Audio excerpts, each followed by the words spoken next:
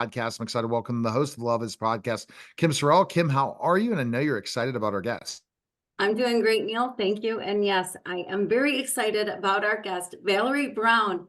Oh my word, I think your biography is probably 20 pages long. You've done so much: lawyer, lobbyist, figuring life out, doing all kinds of things. You're a teacher at Plum Village. You've have authored, I don't even know how many books.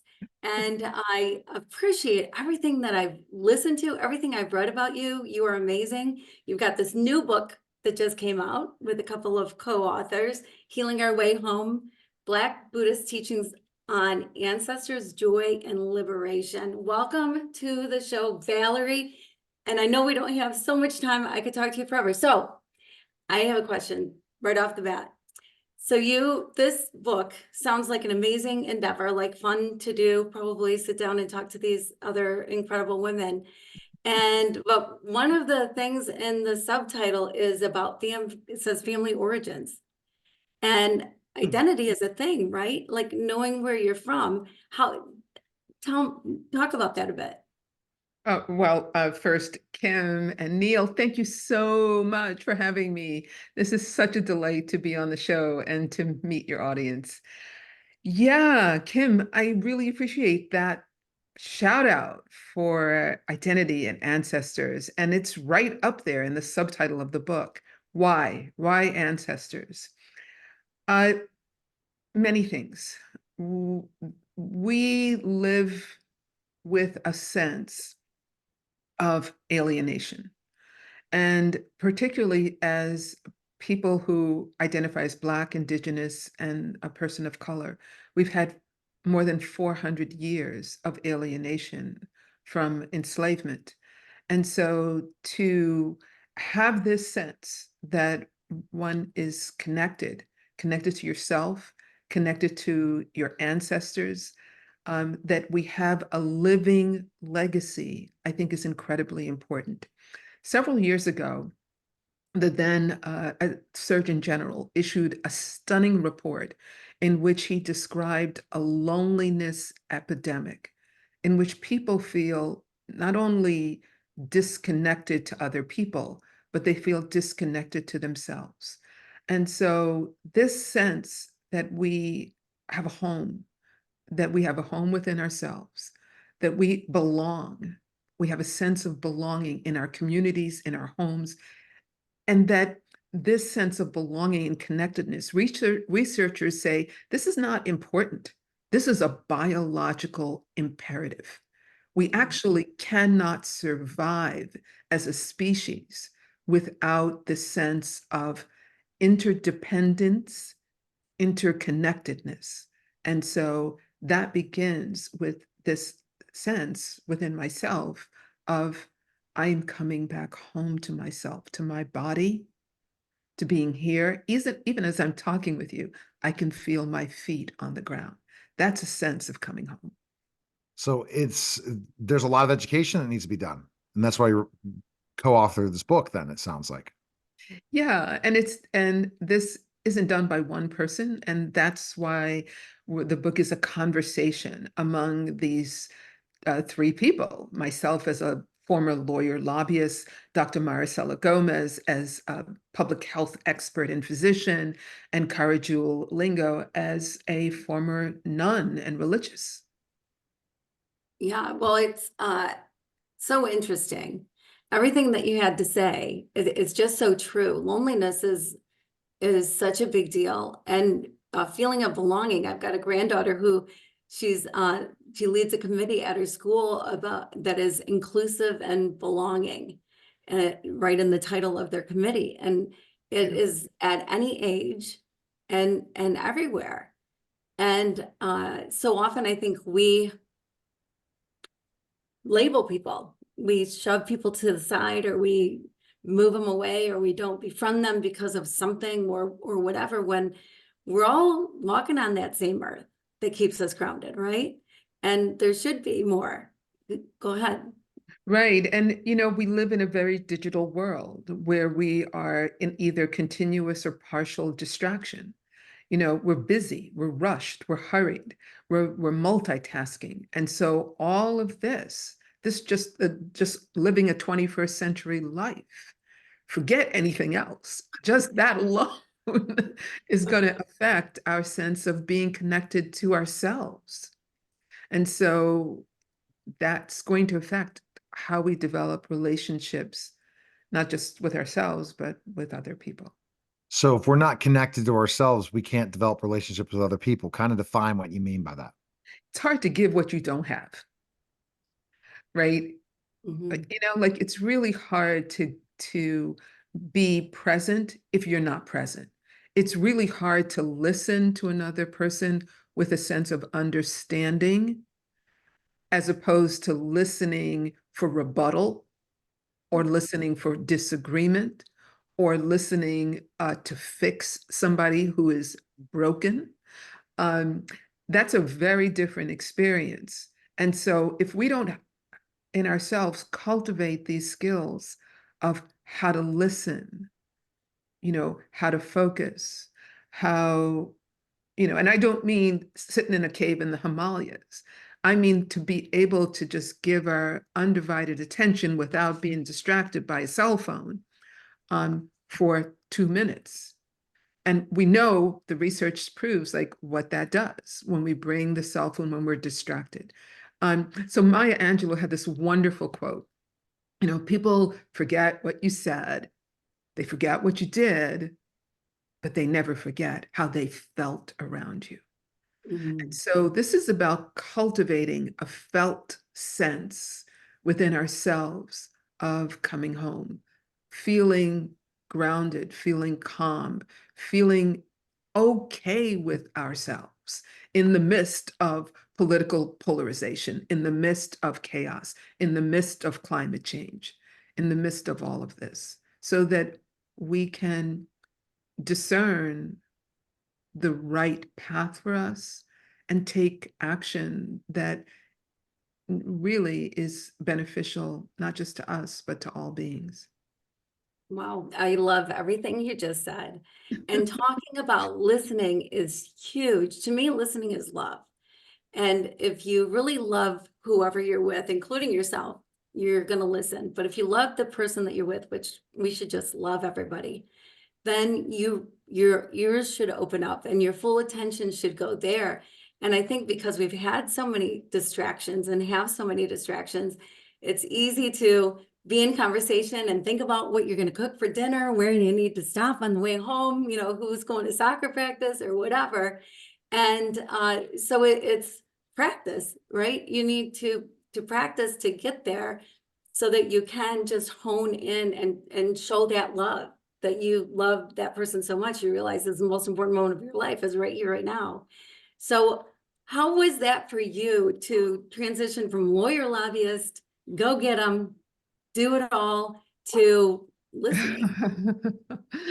Well, yeah, I tell the story at length in the book, and like most things, it was rough. There were a lot of tumbles. So I didn't go to law school to become a Dharma teacher. When I passed the New Jersey bar exam, like ages and ages ago, in 1983, I had no intention of being a Dharma teacher. My intentions were crass, I have to say. They were to make money and to get out of Brooklyn. And Brooklyn was not the fancy, swanky place it is today. It was a place you wanted to leave. And so I took this very aggressive, type A, hard-nosed, win at all cost attitude into my life and into my work. And it was killing me from the inside out. So one day I'm sitting in my apartment with my brother in New York, in Manhattan, and we open the New York Times, and there's a picture of this Zen master. His name is Thich Nhat Hanh, a Vietnamese Zen master. Now, my brother knew nothing about Thich Nhat Hanh. He knew nothing about Buddhism. But this Zen master, Thich Nhat Hanh, was giving a talk, a public talk, just down the street from our apartment at the Riverside Church. My brother knew a lot about me. He knew I was this type A, like off the wall, crazy person. And he said, you might want to go down there and listen to this guy.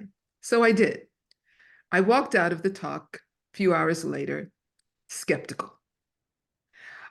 Because if I bought into what Thich Nhat Hanh said, everything that I had done up until that point was the opposite of what he was saying in the talk about love and compassion. My life was the opposite of that. But I knew that that touched a nerve. That talk, his embodiment of peace and love, touched a nerve in me. And so I started practicing meditation. And I was a closet meditator, actually, because in the early 90s, it was not acceptable for a lawyer or a Black person to be practicing meditation. Oh my Forget it. goodness. So, yeah, so I would practice meditation at night and on the weekends. And then I'd be in my business suit and stand in the Hall of Congress and try to persuade and influence people about passing a bill or passing a policy. And so this went on and on for years. And then slowly, the practice of meditation began to change me from Yeah, the inside out. How I spoke to people, how I listened, how I breathed, how I stood. My whole being changed inside. And then exactly. people began to say to me, gee, you don't seem like a lawyer. And I would say, like, what the heck is the matter with that person? I still couldn't see it until I did. You know, And wow. the identity crisis happened. And I had to figure out I'm no longer a lawyer. I spent all this time being a lawyer. Who am I now? Mm. You know, Valerie, it's when you make this mindset change of who you are as a being, how you react, how you act, how you do different things. It changes who you really, your daily practices, what you do. Meditation, such a powerful thing. I do a lot of self-hypnosis where I listen to audiobooks of people involving law of attraction, stuff like that, all night, every night for 7, 8 hours. And it's eliminated a lot of my pain, flight and flight, different anger, all those things disappeared because I saw there's no need to do any of that. And then of jealousy, of different things that keep us from doing what we need to do. When your mind is clear and it's focused on serving and helping others and doing what's best, it really keeps you away from all the worry, fear, anxiety, and things that you deal with when you practice something that can, especially meditation, self-hypnosis, really just kind of it's transformative in so many ways. I really love that. And it's so true that we can't do this alone. And this is why it took three of us to write this book, is that we need to develop practices that become habitual, that we commit to, right? And so when you commit to these practices, like this is saying, I'm coming home to myself, right? I'm willing to invest in myself and not in a narcissistic, hedonistic way, right? But to be in service uh, to greater love. I see the sign behind you, Kim. Love is. Yeah, because all in service of love. And we don't do this alone. It takes a village. We need to have friends on the path who who understand, who are also on this same path, who aren't going to condemn and criticize and say, oh, why do you want to do that? No, yeah. And it's Right. amazing. And it's hard to heal, to get people to go that path. Now, Kim, you could have a quick love question for our guest Valerie really fast before we have to head her out to the next Okay. interview. Yeah, yeah. Actually, Love is a book that I wrote after dedicating a full year to figuring out the true meaning of love. And the things that I found out blew my mind, rocked my world. And everything that you're talking about is so love-centered. And I know you do the El Camino. I want to do that so bad. Maybe I'll do it with you someday.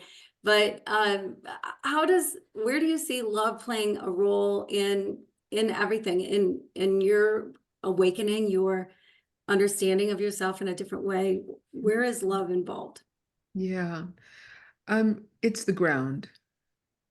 It's the ground of my being. And in some ways, this word love is a very, very big and charged word, love. And as a single person searching for love, like it feels almost unattainable and inaccessible. But one of the things that I've come to understand is that love really begins with accepting ourselves as we actually are. All the good, all the not so good. That's love. And then accepting others, the good, the not so good. I'm not saying trauma bonding.